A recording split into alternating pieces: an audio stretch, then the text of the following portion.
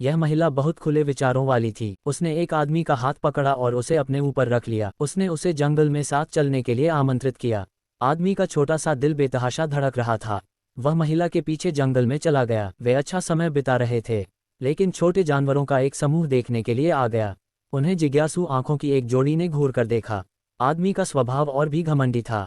महिला ने अचानक उसे दूर धकेल दिया। फिर जंगल में एक आदमी की चीख सुनाई दी।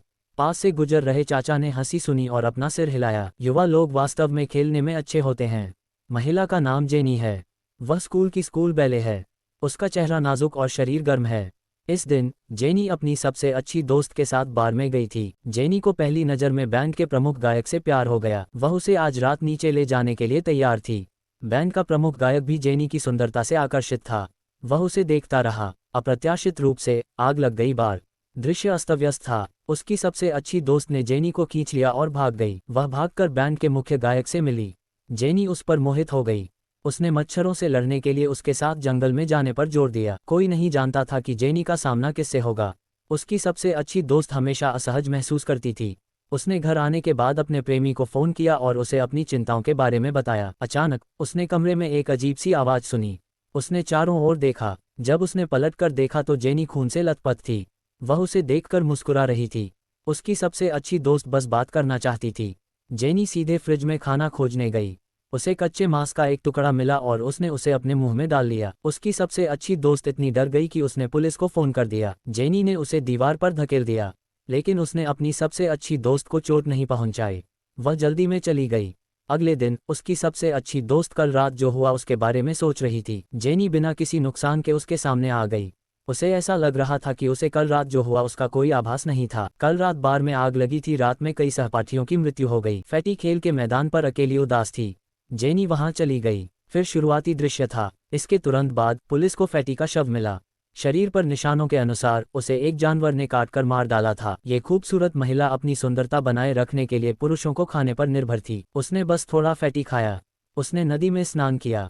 पूरा व्यक्ति अधिक उज्ज्वल था। उसे अपने अद्भुत फिगर पर गर्व था। उसने अपने सबसे अच्छे दोस्त को बुलाया। उसने अपनी जीभ को लाइटर से जलाया। उसने मांस की गंध जलाई।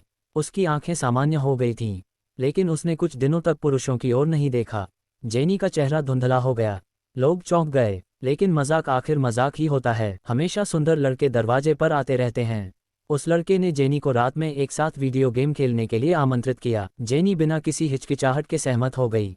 वह लड़का रात में तय की गई जगह पर चला गया। ये जगह बहुत उदास लग रही थी। वहाँ कोई सड़क नहीं थी। दिया घर मोमबत्तियों से भरा हुआ था। पहले तो लड़के को थोड़ा रोमांटिक लगा। अचानक जेनी उसके पीछे दिखाई दी। फिर चूहों का एक समूह जमीन से बाहर आया।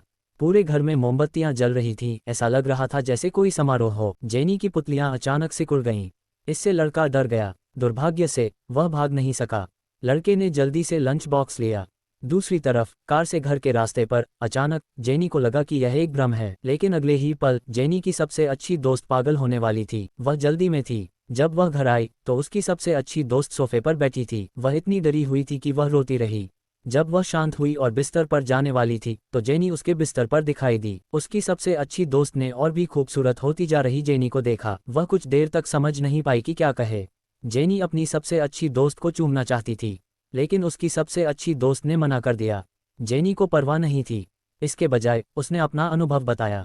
ये पता चला उस दिन उसे बैंड द्वारा जंगल में लाया गया था। वे जेनी को शैतान के लिए बलिदान करना चाहते थे। दुर्भाग्य से, क्योंकि जेनी एक अशुद्ध व्यक्ति है, बलिदान विफल हो गया और शैतान जेनी के पास वापस आ गया। इस लड़की को शैतान द्वारा वापस लाया गया था। हर बार जब किसी आदमी का फिगर बेहतर होता है, जेनी ने अपनी सबसे अच्छी दोस्त को सच बता दिया। उसकी सबसे अच्छी दोस्त को तुरंत एहसास हो गया कि मरने वाले सभी सहपाठियों को जेनी ने ही मारा था। वह इसे बिल्कुल भी स्वीकार नहीं कर सकी। जेनी को तुरंत अपना घर छोड़ने दिया। जेनी दूसरी मंजिल से नीचे कूद गई। उसकी सबसे अच्छी दोस्त यह ऊंचाई देखकर हैरान रह गई। जाहिर है जेनी अब इंसान नहीं रही। मुझे क्या करना चाहिए? उसकी सबसे अच्छी दोस्त ने बहुत सारी जानकारी जांची। शैतान की एकमात्र कमजोरी दिल है। कुछ दिनों बाद स्कूल में मिड ईयर पार्टी होने वाली है। उसकी सबसे अच्छी दोस्त ने अपने प्रेमी से कहा कि इन दिनों बाहर न जाए और पार्टी में मत जाओ। पार्टी में उसका बॉयफ्रेंड। ये पता चला कि उसके बॉयफ्रेंड को जेनी ने बीच रास्ते में रोक लिया था। उसने अपने सबसे अच्छे दोस्त के बारे में बात करने के लिए यह बहाना बनाया। उसने अपने बॉयफ्रेंड को धोखे से पूल में ले गई। उसने बिना कुछ कहे उसे पानी में धकेल दिया।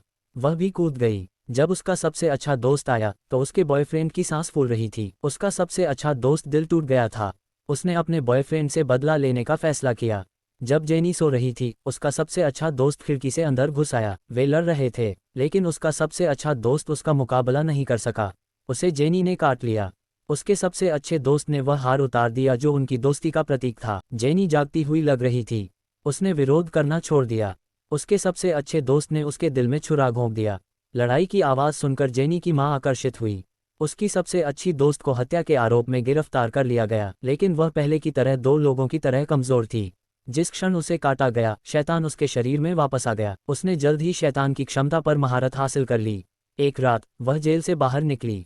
उसने उन लोगों को ढूंढ निकाला जो जेनी को फंसाना चाहते थे। छोटा सा मीठा आलू।